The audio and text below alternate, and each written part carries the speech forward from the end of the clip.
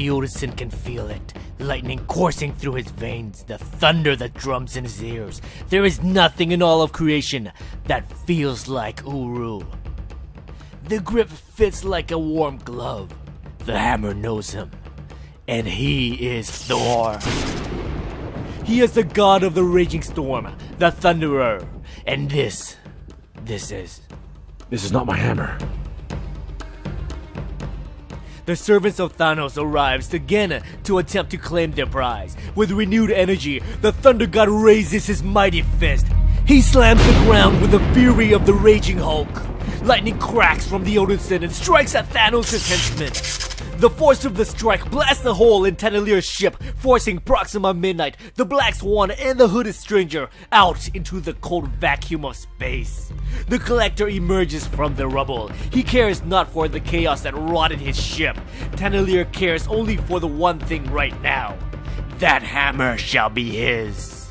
Well, not if the Odinson have something to say about it. The Hellhound releases Tanalir's collection. The Thunder God turns to his foe. He states, "No one is going back in the cage, Collector. Not ever again." With his attention on his escaping collection, Tanalir couldn't sense the Odinson coming from behind. With his mighty strength, the son of Asgard lifts his foe over his head, and then he sends the Collector flying. The Thunder God stands victorious. All prison cages are open. The guards have fled their post. The servants of Thanos are expelled from the ship. And Tanalir is gone for now. The hammer begins to glow, then suddenly, in a burst of blinding purple light, they are gone.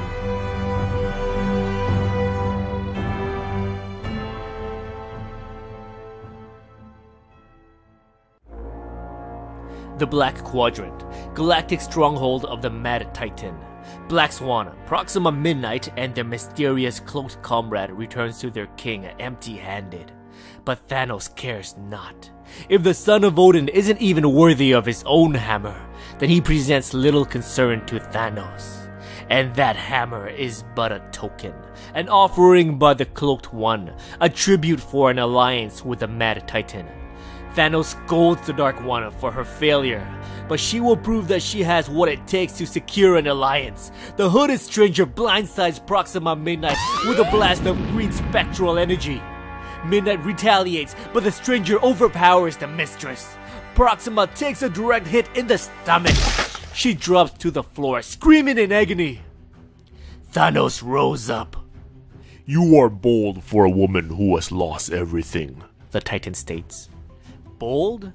She is Hela, Queen of Niflheim, Mistress of the Damned and the Dear Departed. She will need Thanos to aid her in reclaiming her kingdom, and in return, she will offer the Titan what he yearns for the most.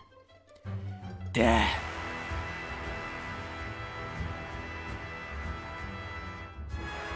Elsewhere, old Asgard has been returned. Everything is what it should be. Well, not everything. The Odinson knows that this unknown hammer will not make him worthy. No god is worthy. This hammer calls to its owner, much like his hammer calls to her. But no matter, Odinson's quest to reclaim his worthiness continues. But the day is won, and our heroes are thirsty. Much mead was consumed that day, and old Asgard plays host to the Collector's prisoner. Even though he is unworthy, he is still the Prince of Asgard, the unworthy Thor. And while he may not be all that he once was, any who test him can do so at their own damned peril. He will be waiting.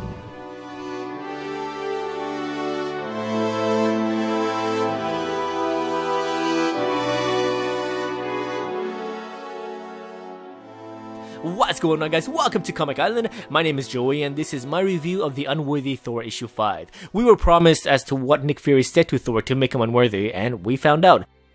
This story has been a really fun ride, but the plot wasn't as great as it should be. Jason Aaron is probably the only one I trust to make a kick-ass Thor story, and I believe I know what his game plan is for Thor Odinson. The plot of this story wasn't strong, but it wasn't weak either. But if we focus on Thor Odinson, then we can easily see Jason Aaron's direction. This is a character-driven story. This is the first chapter on a long road back to redemption and worthiness. This story is but a small part of an overall story arc leading to a much bigger picture that Jason Aaron will helm. By far, his best work for Thor is the God Butcher story arc, which spanned across 11 issues. I hope Jason Aaron has a much bigger plan for his new Thor run, but I'll always compare his work to the God Butcher story, and I think he can and will outdo himself. That being said, let's take a deeper look at what stood out to me in this issue. The action felt a bit lacking compared to the previous issue, but it was made up by some awesome art and a pure testosterone fest by Odinson's anger and willpower. Odinson won't be kept down even though he has been a depressed wreck ever since he lost his hammer. The cover art is something I disliked about this issue.